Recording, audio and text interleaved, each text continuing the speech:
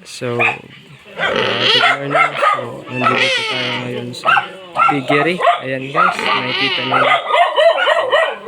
Ayan. Ayan yung mga lechon. Nagruluwas na. Isos, mga magayon, no? Ano magkarakala? Ayay, ang katurog, oh. Darakula bagaday. Mga magayon, no?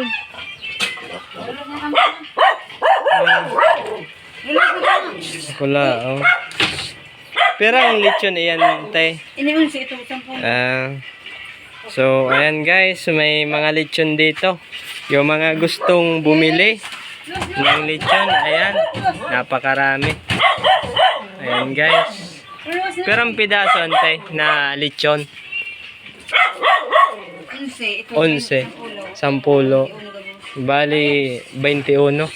So, meron ditong lechon na 21 pieces. Ayan, yung mga nagbabalak dyan mag-piggery. Ayan, bumili na kayo dito. Ayan, makikita naman nyo sa mga klase ng mga lechon. Napakaganda guys. Ayan. Ayan, napakarami. So, ayan yung mga nagbabalak dyan mag-alaga ng mga baboy. Ayan. Ayan guys, napakalalaki ng mga lechon. Yung mga bibili dyan at saka may mga tanong, mag-PM lang kayo sa akin guys. So ayan, makikita ninyo dito yung isa pang lechonan. Ayan. Hindi mahilig. Ayan guys. Meron naman dito 10 lechon. Ayan. Ayan guys, napakalalaki.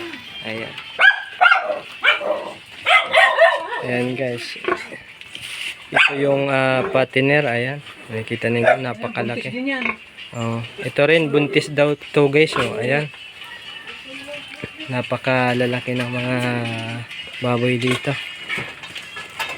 So, ang location pala nito guys na piggery dito ay Barangay Pinagbubong. Anong purok ini kuya? Purok 7. Ayan. Purok 7, Pinagbubong, Tabaco City. Ayan. Yung mga gustong bumili ng lechon, pumunta lang kayo dito. Ayan. Ano nga kuya yung pangalan mo? Ay, ini na lang si Tay.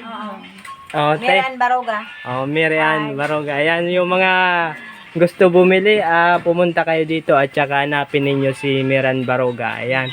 Ayan yung may-ari dito ng napakaraming baboy. Ayan. Nakikita ninyo dito. Ayan. So, ayan. So, ingat palagi and God bless guys. Hanggang dito na lang muna tayo yung ating video. Ayan. Salamat.